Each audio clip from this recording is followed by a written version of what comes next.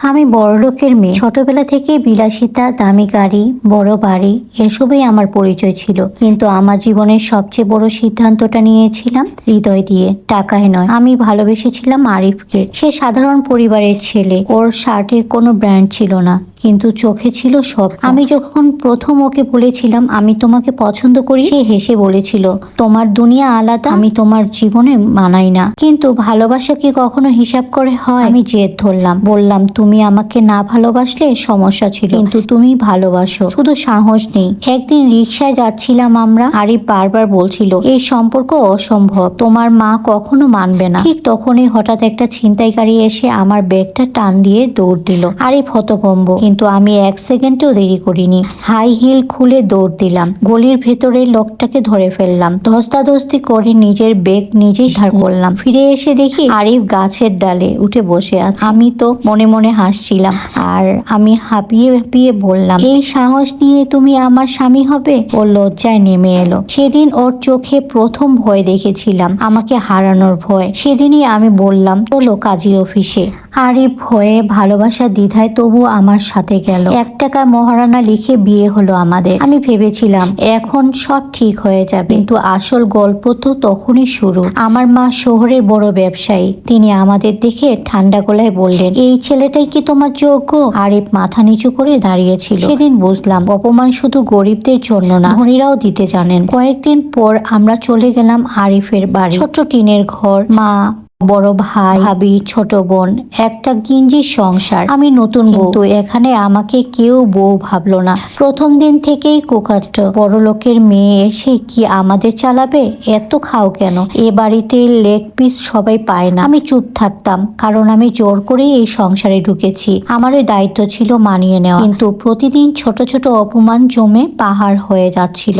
একদিন মায়ের সাথে ভিডিও কলে কথা বলছিলাম, ভাবি রান্নাঘর থেকে এসে বলল, আজ আবার লেগ পিস নিয়েছো? আমাদের বাড়িতে নিয়ম আছে। সব কথা মা শুনে ফেললেন। পরের দিন মা গাড়ি ভর্তি করে বাজার নিয়ে এসে হাজির। মাংস, ফল, চাল, ডাল সব ছুঁড়ে রেখে গেলেন। আমার মেয়েকে খাওয়ানোর খোঁটা দিবে, বাড়িতে আগুন লেগে যাবে। শাশুড়ি বললেন, আমাদের সংসারে নাক গলাতে হবে না।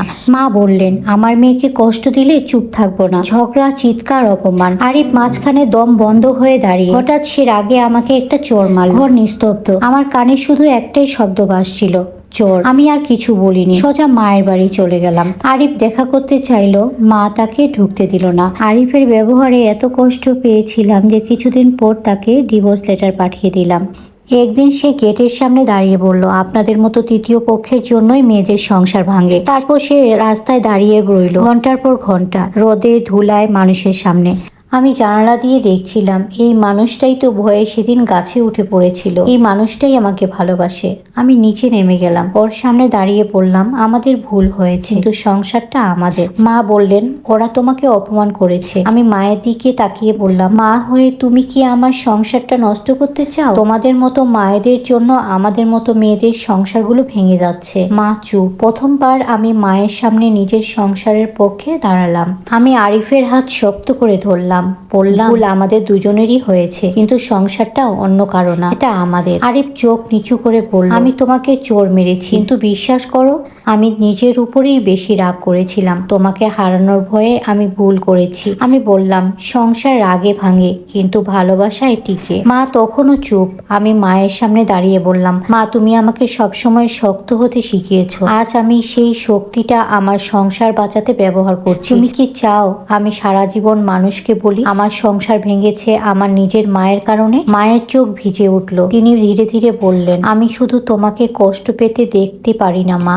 আমি উত্তর দিলাম, কষ্ট ছাড়া সংসার হয় না মা, কিন্তু পাশে ভালোবাসার মানুষ থাকলে কষ্ট ও শক্তি হয়ে যায়। সেদিন মা প্রথমবার আরিফের দিকে তাকিয়ে বললেন, আমার মেয়েকে কাঁদাবে না। আরিফ মাথা নত করে বলল, কখনোই না। আমরা হাত ধরে বেরিয়ে এলাম। রাস্তাটা আগের মতোই ছিল, কিন্তু আজ মনে হচ্ছিল নতুন শুরু। হয়তো আমরা ধনী না, হয়তো আমাদের বাড়ি ছোট, হয়তো মাঝে মাঝে ঝগড়া হবে, কিন্তু আজ থেকে একটা কথা ঠিক করলাম, বাইরে কেউ আমাদের সংসারে আগুন লাগাতে পারবে না। কারণ এটা কারো একার না, এটা আমার না, এটা তারও না, এটা আমাদের দুজনেরই সংসার। আজও মাঝে মাঝে সেই দিনের কথা মনে পড়ে। রিকশায় সেই মুহূর্ত, গাছে উঠে বসা ছেলেটা, 1 টাকার মহারণায় করা বিয়ে। হয়তো আমাদের শুরুটা ছিল জেদ দিয়ে, কিন্তু আজ আমাদের সম্পর্কটা দাঁড়িয়েছে বিশ্বাসের উপর। আমি শিখেছি বড়লোকের মেয়ে হওয়া সহজ, কিন্তু সংসারে বউ হওয়া খুবই কঠিন।